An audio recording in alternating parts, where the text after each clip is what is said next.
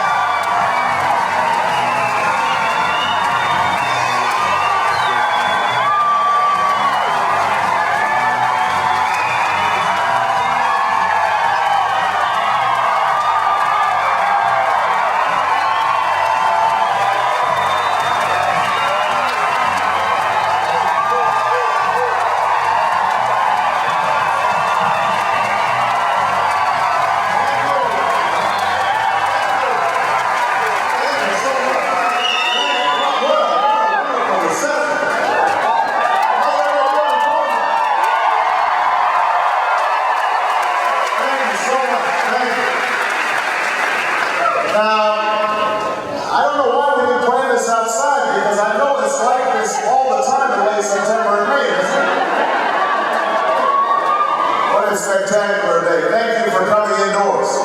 I'm very grateful, and these Obama signs make excellent fans. Feel free if you get a little bit warm. The only other thing I want to apologize for is I've got a little bit of a head cold today.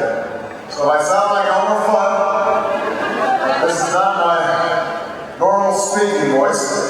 I want to, first of all, thank Glenn Cummings for his outstanding leadership on behalf of all the people here. Please give him an outstanding round of applause.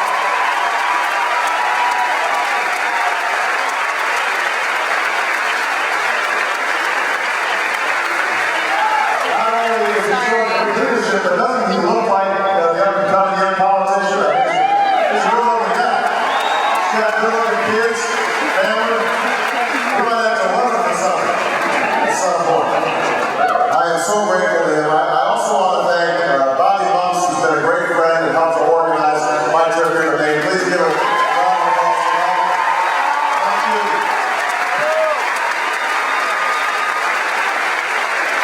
And finally, I want everybody to give a big cheer to Peace Into for their great music.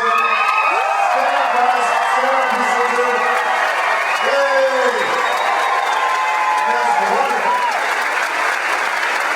You were wonderful. Thank you so much. Thank you. I will not sing for you because I want you to vote for me. You know, I have been traveling all across the country for the last 7 months as candidate for the presidency. And everywhere we go, we have been seeing these unbelievable crowds. I mean, we had 20,000 people in Austin, Texas, and 20,000 people in Atlanta, Georgia, 15,000 people in Oakland, California. And what's inspiring about these crowds, just like the crowd that I see today, is there are people from all different walks of life who are coming to these events. Now, you've got young people and old people.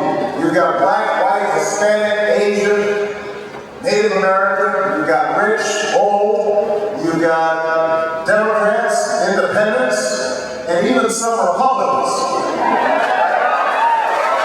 I know this because sometimes when I'm shaking hands, they whisper to me. They say, "Brian, I'm a Republican, but I support you." And I say,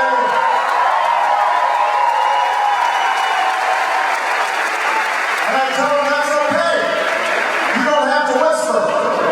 We want you involved. Now, let's face it, some of the reason we are attracting these huge crowds is because people are sick and tired of the policies of the Bush-Cheney administration.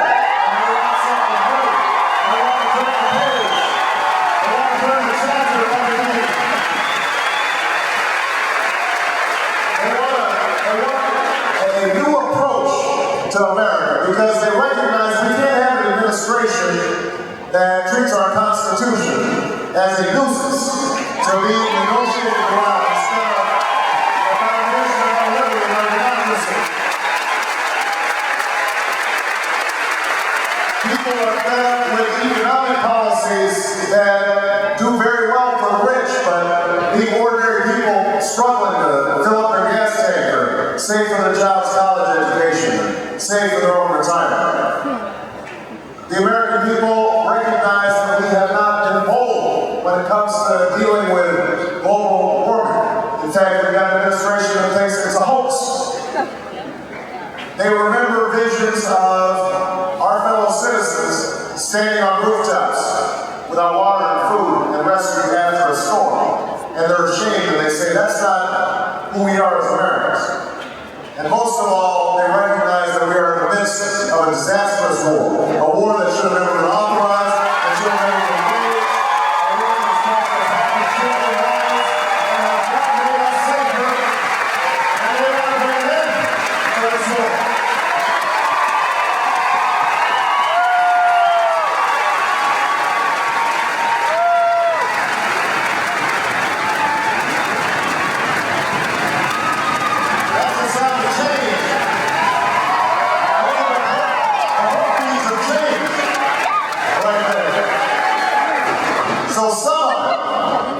It's just folks are tired of Bush.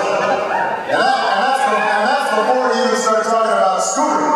Remember Scooter? My colleague Dick Irvin, he pointed out even Paris Hilton got some jail time. But not Scooter. So people want respect and rule of law. People want an administration that expresses compassion and empathy for those who are less fortunate. But here's the thing, what I find as I travel around the country is people don't just want to be against something, they also want to be for something. They don't want this negative politics, they want some positive politics. They don't want the politics of fear, they want the politics of hope.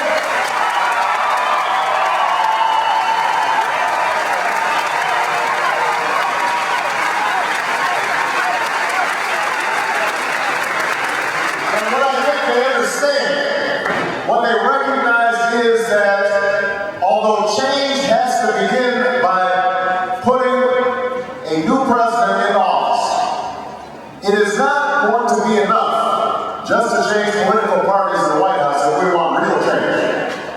Now, that it is not a winning strategy to accept that the country is divided, on one side red and on the other side blue, and that somehow we are inevitably resigned to battling over and over the same petty partisan battles that we've become so accustomed to. What the American people recognize is that what's needed in this next election and what we need from the next president is a reminder that it is still possible for us to rally around a common destiny and rally around a common purpose. It's still possible for us as Americans together, not as Democrats, not as Republicans, not as independents, but as Americans, to join together and do great things. And we do it for the union. That's what the American people are looking for.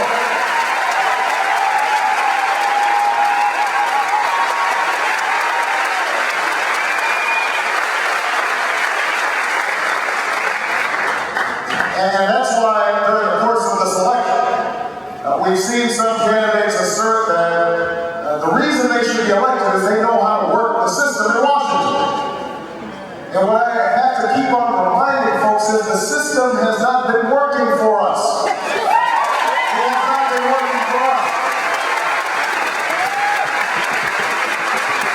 There are those who argue that the contest in this election is about who can work the game better. But it is my assertion that it's not a need to work the game better. What we need is to put an end to the game playing. Because the times are too serious and the stakes are too high. And we need a spirit of responsibility and sacrifice and honesty and truthfulness. And that